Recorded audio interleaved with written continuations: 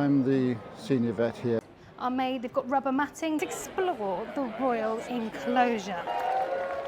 And you just go in a simple spray of water. A bit frisky, I'm afraid. Delicious.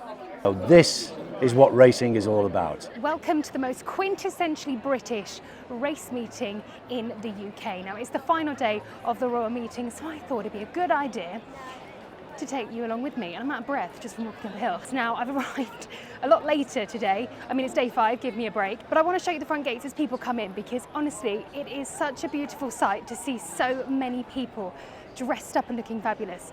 It is an occasion like no other. So many people wear their best outfits that they maybe have been planning for months, weeks in advance, and they look absolutely fabulous. And around this area here, if I can catch my breath, so this is one of the gates here, and you'll see loads of photographers all gathering around. Let me take you over here.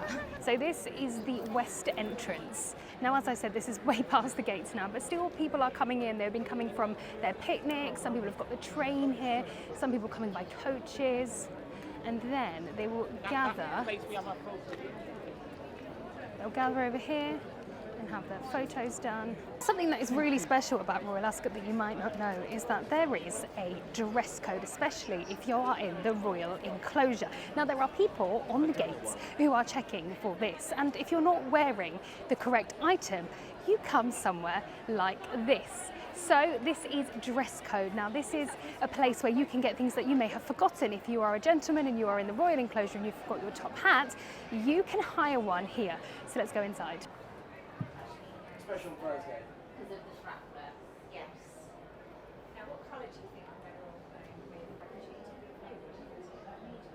off? So here you are, you can hire a waistcoat, black shoes, top hat, there's your deposit, and then if you want to purchase them, there is the price list there. And what's nice is, look, all proceeds from the dress code sales will be donated to the British Racing School.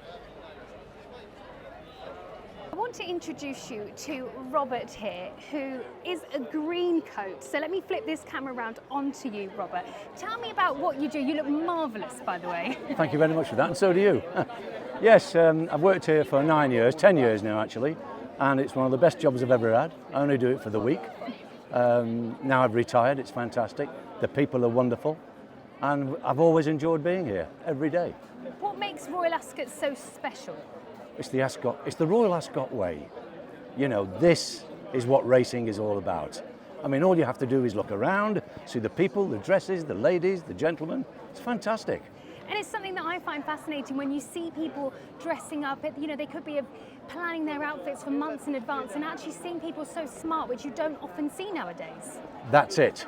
You see young ladies of all ages, and they look beautiful in their dresses, in their hats, as you do. Thank you. The history of the hat. Well, originally this was a flat area, and Queen Anne, I think it was 1711, they actually, she came round, had a look at this, and thought this would be a great place for a racecourse.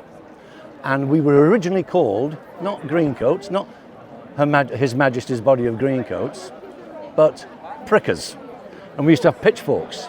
So if anybody got close to the Queen in them days, we'll give them some of that to keep them away. Okay? So you were like the protectors? Exactly. Bodyguards? Not bodyguards, just a ceremonial type of institution. However, Queen Anne was having some curtains made at Windsor Castle because we looked a bit scruffy, just with our normal clothes on and a big pitchfork to keep the people away from Her Majesty. So she was having some curtains made at Windsor Castle, and there was some green material left over. So she said, right, I'll put my green coats in this green material. Yeah, that's how that came about. And that is how Mind you, this isn't original. No. If it was, it looks marvellous, I have to Yes, say. nice, yeah, it's good. Well, thank you so much for that, Robert, and have a wonderful rest of your day. And, well, I mean, it's the last day today. I hope to see you next year. You have a lovely day at Royal Ascot. So it's now time for the Royal Procession, which takes place every day at 2 o'clock. So I am stood just outside of the parade ring and underneath the, we'll call it the bridge. So they'll come underneath and you'll be able to see them.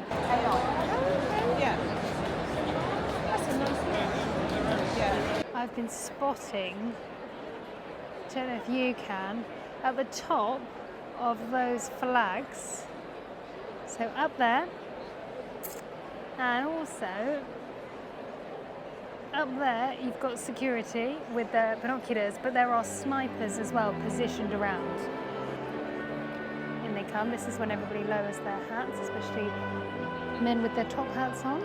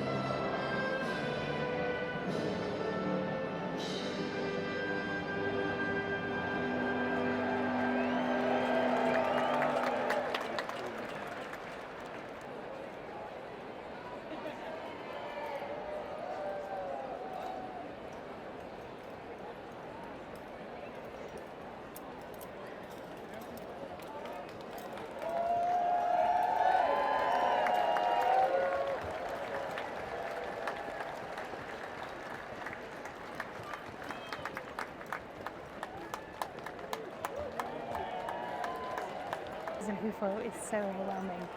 Look how clean and pristine they are.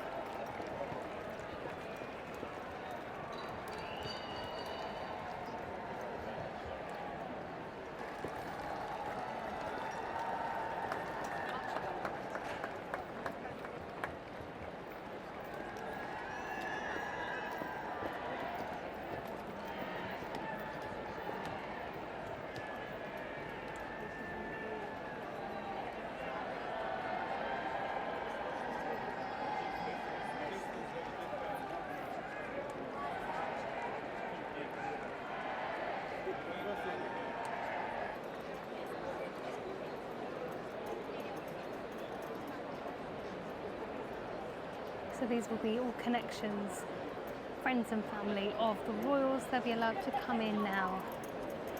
And now His Majesty the King and Queen Camilla will leave their carriage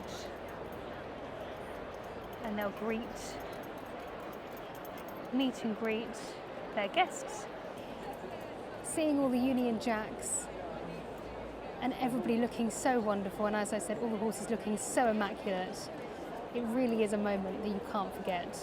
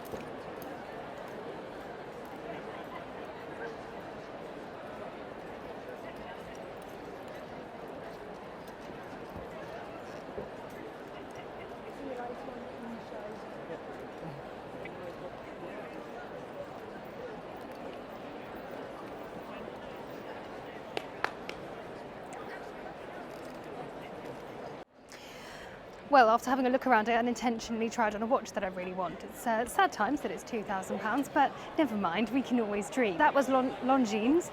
They are a Swiss brand and they are one of the partners here at Ascot. They have this lovely pop-up store where you can either window shop. I mean, actually, I wonder how many people buy them.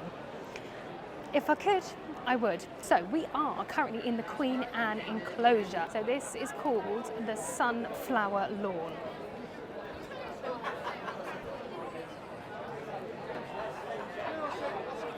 Now we're going to walk down here and then head to the pre-parade ring.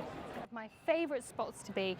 It's nice and peaceful and it's a good place to have a really good look at the horses before they head into the paddock. It's a nice quiet spot and it's also a good chance to watch them while they're getting saddled up and get a good idea of how they're feeling really. So let's have a look. So over here, if I stand in the middle, so you've got all of the saddling up bays. So you can see there's fresh water available at each of them. if they need a quick cool off, because it is rather hot, especially this time of year. The floors are made, they've got rubber matting, just like you'd see in your regular stables. There we are, just your rubber matting. I've got some of that in the stable, but this is properly fixed to the floor, unlike mine. And you can see it goes all around the side as well. So you see those hoof marks on the back, that's where they kicked out, so it's extra protection. So if they do kick out, it's cushioned and they can't hurt themselves. So these go all the way down the bottom there. Can I bring someone and take them up here, just with this badge? Well, the answer, no. Further along, there are some other bays, and I've just heard from John over here. He's, John, give us a wave. Pardon? You can give me a wave. Can do, yes. So John was telling me that these stables over this side, there isn't much difference between the bays. So essentially, they're more enclosed space, a bit like an actual stable. So it gives horses a bit more privacy. Yes. That's right, yeah, isn't that's it? Right, yes. Yeah. And they've still got they've got the same rubber matting on the floor and around the outside. Yes, yeah. It's all the same. It's just. Yeah. So there's only the groom would know if the horse needs peace and quiet or can handle it in there. Exactly, yes. And this is what I was saying. So if you've got some young 2-year-olds, there's a lot to take in. So they may need to be... Yeah, 2-year-olds are a bit frisky, I'm afraid. Yeah. Yeah, they are. And another important thing, which I asked you, was all the numbers on the bays. But it's all random, isn't it? They can go... Random, that's right, yeah. So if there's one free, you go in it? That's right. So if you've got a big field and there's no space, it's just tough. Tough. And how long have you been here, John? Well, I started in 2008, Yeah. and then I had a bit of an operation. Okay. So I had the convalescence, and that was it. Yeah, I worked from 2008 for 18 months, and then I went to operation. Then I came back, and I had a free ticket. I was sat on the front there with some friends of mine, and I said I'm not really interested in racing, really. And I said, anyway, I went to see the personnel lady. In those days, I mean, it's called HR now, but it's personnel in them days. And I went to see a lady called Frances Stewart. Okay. She was a lovely lady. And so I went to see her, and I said, I worked here. She said, I remember you. She said, you worked on the front. Now, I've just seen out the corner of my eye Simon Knapp. So he is the head vet here at Ascot, and he keeps an eye on all the horses before they even go to post. So for those of you that don't know much about horse racing, I want you to hear from Simon, his job role and what he does. I interviewed him yesterday with the Ascot social media team, and he's so insightful, and it makes you realise that these horses are in safe hands. Good afternoon, I'm Simon Knapp. I'm the senior vet here and oversee the veterinary cover at the racecourse, which involves both the carriage horses and, of course, the racing thoroughbreds. Your job entails quite a lot, but before racing even begins, we have the Royal Procession. So have you been looking after those horses too? Absolutely. I go to the castle every morning, check the horses over, make sure they're in good order, and every evening after racing. It's a 16-mile round trip for these horses. They work quite hard doing 5 days on the trot. So when you do your pre-race inspections, could you share with us what you're actually looking for? We're looking for soundness, we're looking for general health and soundness, and how tired the horses are, in terms of the carriage horses, how tired they are. In the thoroughbreds, we're predominantly looking for general good health all round and soundness, which is the overlying thing, so we don't have any injuries on the racetrack. Lastly, Simon, I've just been doing a tour of the pre-parade ring, and I mentioned the flooring in the bays. They're similar to what I would have in my stable, but the flooring all around the parade ring and the pre-parade ring is cushioned, isn't it? So what is it actually made of? It's a rubber base, so it's a rubber cushion, so there's no concussion on the horses. They come from rubber onto grass, back onto rubber, so they avoid hard standing all the time. And is this something that is new, let's say in the last 20 years, or has this always been here when Ascot opened?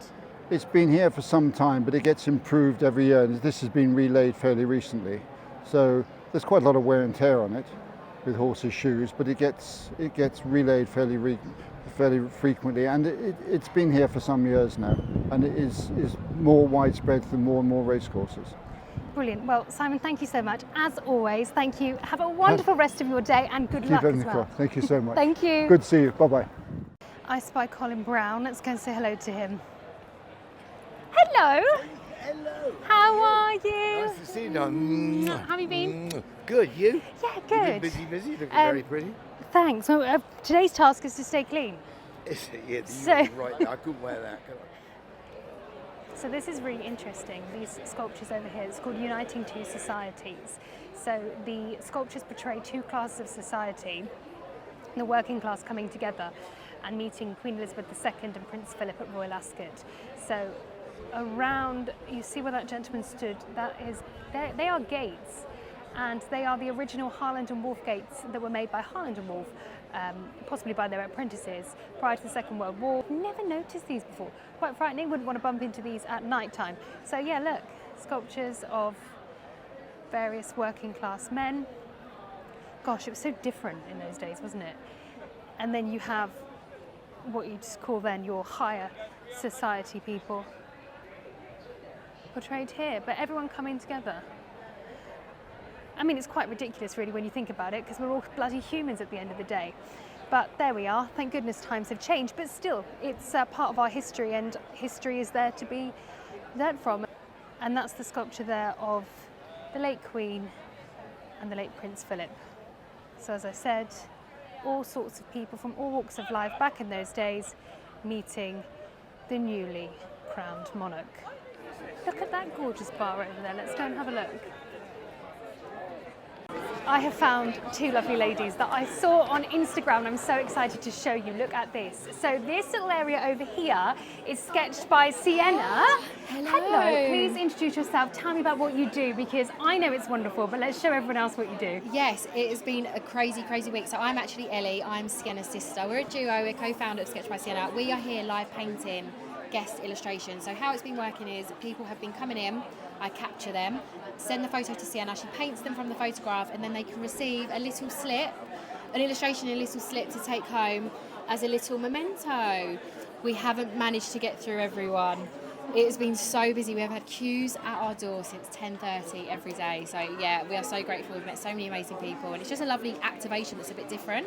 And how did you come up with this idea? I suppose you're both artists. I'm actually not. I have a business background, but that's why it works, because I do the business side, Sienna does the creative side. We actually do greeting cards, so we have a website where you build your own characters on our website and it all gets sent out. Same style, this is just now what we're doing in person, so the website's running behind the scenes of when we're here sketching. It's crazy. Oh, it's amazing. So where can people find you? Because outside of Royal Ascot, do you do this anyway? Yes, we sketch all over. Look, we're actually at Wimbledon next, which is really exciting. We've just done Queen's Tennis in London. We're at Henley as well, so we do loads. Ascot is a big one for us just because we get to meet so many of our followers, which we just absolutely love. Amazing. Thank you so much. I'm so glad I found you, because I saw you on Instagram and I thought I have to find them. This is amazing. Thank you so much. Good luck for the rest of your day. Thank you so much. And You too. hopefully we'll see you at another event. I hope so. Hours. And we have also one project in Ascot. So that's actually, we're selling off-brand. If you go through the brochure, you can see a little bit the concept, Wow, what we okay. are. So you can come in here, read the brochure, and have a lovely glass of Moët. Delicious. Well, we're just in time for the Queen Elizabeth Jubilee Stakes, worth £1 million in prize money, and I thought this would be a good chance for you to see them come in, or give you a bit of an idea of where they come in and where they cool off.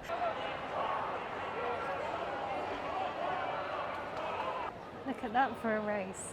This is the chute to the track, and it's over here is where the cooling fans are, as well as plenty of buckets. The buckets that they have, the big large ones over there, that's not for drinking out of, that is literally to pour over the horses to keep them cooler. They'll give them individual buckets of water.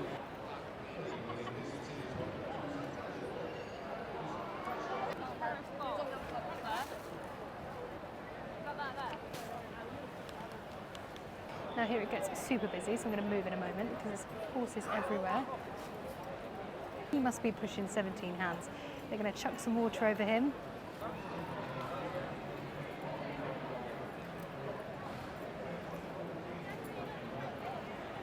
He's a big lad, bet he was a gentle giant.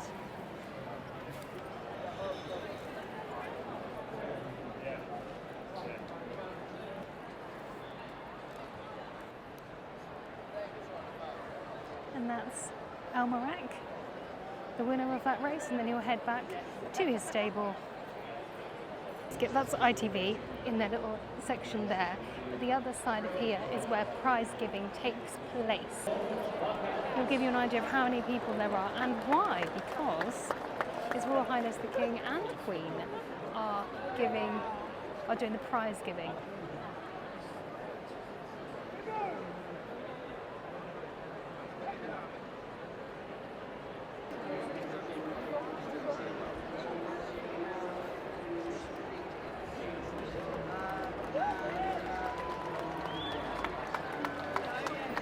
Look who I bumped into, my adopted brother. My sister from another mister. I'll turn this back on you, Callum, because I just want to hear from you why you love Royal Ascot so much. It's such a special occasion. So tell me, why do you love it? I don't. I hate it. No, I'm joking. It's spectacular. I'm a jump racing man through and through, point to point boy. I didn't think I'd enjoy it. I came 3 years ago, to do some work, and I fell in love with the place. And just the first day I remember going home and calling my mum and being like, this is the best experience I've ever had in my life. The pageantry, the quality of horses. I work a lot at tracks, at smaller race tracks across the country, and I often find myself looking at horses who you can really tell the good ones from the bad ones. Here they're all good, and that's what makes the racing so wildly competitive. It's a nightmare to punt.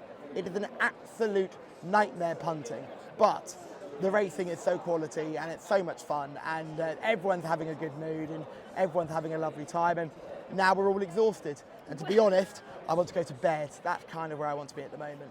Well, I was mentioning earlier, Callum, how wonderful it is to see everybody dressed up, especially in things that you wouldn't normally see them wearing. Now, with that in mind, how would you describe the atmosphere and the visuals when you come here? I mean, I think it's different for me because I come early. So I see just everyone in the press room, and we're all very ugly in the press room. No one's particularly attractive in there. But then as the day goes on and people start flooding in, you see the different hats, you see the colours, you see what makes Ascot so special. But I did come on Tuesday for fun, and it was one of the most beautiful things in the world where you get into Waterloo Station and you see everybody, and everyone's dressed up to the nines, and it's magnificent, and everyone just grows 2 inches, and they have a lovely time before they even get to the racecourse. And we're in the bar having a few drinks, having a nice time, having a chat with everyone, and everyone's in such great form. And sometimes when the world feels a bit rubbish, it's nice to put on some nice clothes and go racing and just have a lovely day out. Oh, that was well said. Well, Callum, I'll leave you to it. Have a lovely rest of your day. I'm going to go and back a few more losers. Bye-bye now, Hannah. Bye-bye. And just like that, it's a quick turnaround because the runners for the next race are coming in. You can see on the big screen now being interviewed. That's Tiny Temper. Tiny Temper's here somewhere. Look at this magnificent statue surrounded by the most gorgeous flowers. This is something to note at Ascot Racecourse, is the planning, preparation and, well, the design of the flowers that go around the course that make it look absolutely stunning. When you come to Royal Ascot, all the flowers are in full bloom, and actually the effort that it takes to get this place up to scratch is immense. Okay, let's explore the Royal Enclosure. Remember, you can bring guests, and I want to show you around the Royal Enclosure to show you that it's not closed off to what you might think of as high society, as it would have been all those years ago. It is now open, and as I said earlier, that Royal Ascot is open to everybody. And it's a place where people can enjoy the day, enjoy the world-class racing it offers. So let's have a look around. So you'll see, much like all those years ago, there are the different clubs. So this one here is the Turf Club.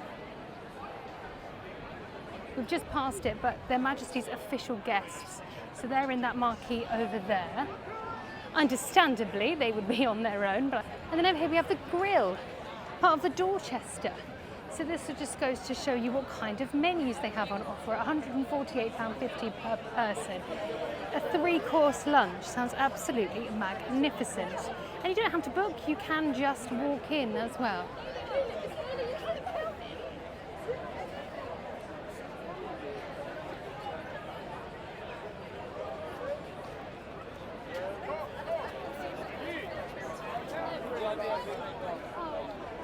Well, I've just walked out, and that's because I want to show you something that is infamous for picnics, and that is car park number 1. Notoriously known for its luxurious and sometimes quite over-the-top picnics.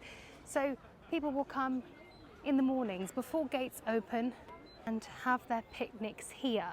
You'll see tables and marquees, glasses of wine and champagne, and this happens in any of the car parks, but car park 1 is known for the biggest and the best. And the thing about car park number 1 is you can't just book a spot here and park up and that's it. It's a bit like having a pick, like a bookmaker's pick. You have to pay for that spot every year, even if you're not attending, otherwise you will lose that spot. So as I said, you can't just be anyone to rock up here at car park number 1, and most people actually pass on their spots. They pass them on down to their children or family members so that they can enjoy the spot too. And believe it or not, there is a waiting list to be here at car park number 1, and you can see why, because it's a fabulous spot.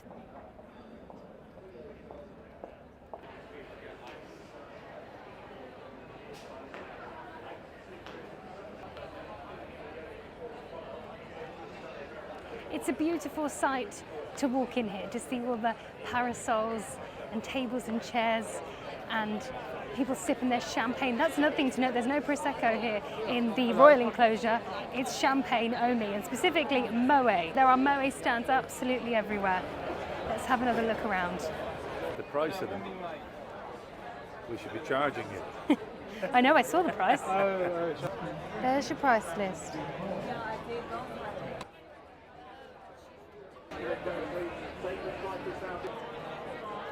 Number 16. The Professor goes on from Greencoats 6 years to stay.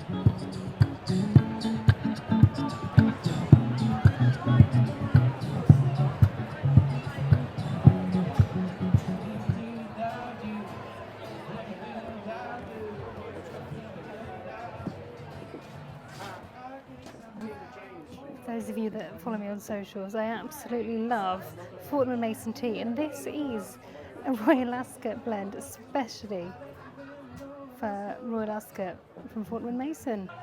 Tell me, who are you and what do you do? Hello, my name is Martha. I'm a hatter at Lock & Co Hatters, and I'm here today doing complimentary hat cleaning as well as sizing and refitting. So can people come in and they essentially give you their hat, Yes. and then you just kind of give it a good old going over? Yeah, exactly. So this one here, I'm just going to go in with a hard clothes brush because it's rabbit fur.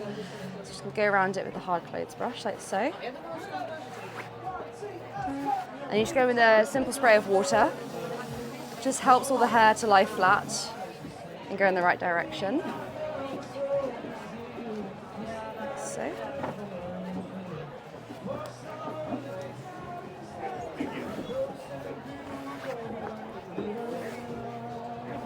And the most important step is our top secret polishing solution.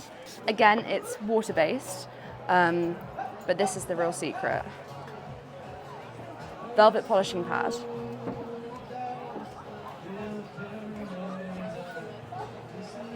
Wow, look at the shine on that. Yeah, right. So it's essentially sort of like refurbishing the hat, really? Yeah, almost. I mean, we'd like to think that it leaves looking good as new, so.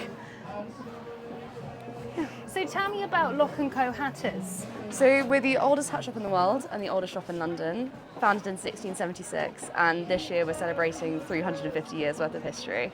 Wow, 350 years. Yes. That's Yeah. incredible. It's a big birthday. Big birthday. Now, there is a lot of history, of course, at Royal Ascot, particularly with the fashion and including the hats. Now, if gentlemen are coming into the Royal Enclosure, they have to have specific hats, don't they, which are what you've just polished and in the background. Can you just talk to me about that? Yeah, sure. So it's top hats. We have a few different types. You have the grey one here, which is called the Ascot. It's fairly standard. I mean, you'll see quite a lot of gentlemen wearing it. You know, it's a little bit different from your regular black. And then we have this one here, which we've called the Westminster. It's rabbit fur, like the one I just polished. Exactly, that gentleman's is actually from Lock & Co. And then we have the London, which is beaver fur. It's modelled to look like a silk, which is the most traditional final hat, but it gets a good polish, and it's naturally water resistant. And then we have the most beautiful silk top hats. Wow. So all silk top hats are vintage. They haven't been produced since the 1960s. This one here I'd say is about 150 years old. Stop it. Yes. 150 years old. So it goes to show that good quality, it does last. It lasts, yes. And we buy them all in and we renovate them. So we'd like to keep as much of the originality of it as we can. But we've replaced things like the binding here, the sweatband. No, it's beautiful. Very good hats. Exactly. Why is Royal Ascot special for you?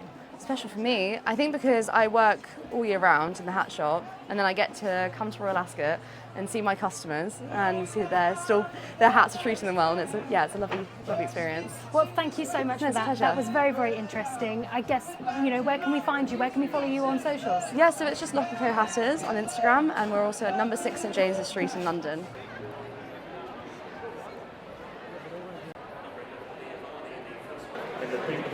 So this is still the Royal Enclosure, it's just the Royal Enclosure side of the grandstand, but now we're going to head into the Queen Anne Enclosure. This is the view from the grandstand on the Royal Enclosure side.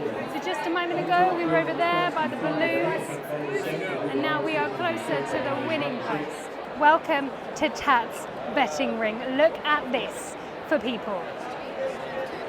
The crowds are humongous here at Royal Ascot. But you see there are bookmakers all lined up. That is called the rails, just over there, that line, and that is a divide between the Royal Enclosure and here. This is the Queen Anne Enclosure, and then you have bookmakers dotted all around, and they'll go to the very end.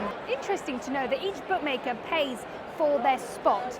So each spot has a different place. So basically it's called a pick, okay? So if you want pick number 1, which means you are choosing where you want to be your first choice, you have to pay a lot of money for that. And then so on and so on. So if you're pick 10, and so if you've got a particular spot that you want to get to here in the betting ring, you want to be getting pick number 1. In the morning you'll see all the bookmakers gathered around where they will take their pick of where they want to be. What I've got to do is do a quick video with Ross Orion, and since he's now had his final ride, I'm waiting for him to come out and do his debrief. He had a winner on Monday and then nothing since. It was very unfortunate. He had one of his rides on for His Majesty the King's Prize. It was so unfortunate he didn't get a run at all. He was blocked in all sorts of different places and he couldn't get out, and such a shame. Anyway, delighted for him because he got a winner on the board in the Norfolk Stakes earlier, the first race of the day, aboard Orthodox. I'm just keeping an eye out for him. It's got to get changed. He'd have weighed in, got changed. I've got my flats on and now I'm here waiting.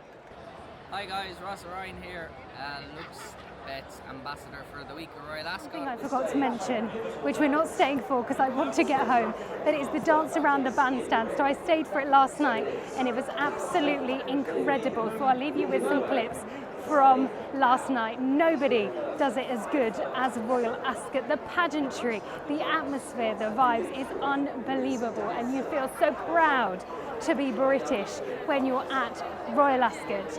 Anyway, that is me for the week. Thank you so much for watching, and I will see you all next time. Enjoy the dance around the bandstand.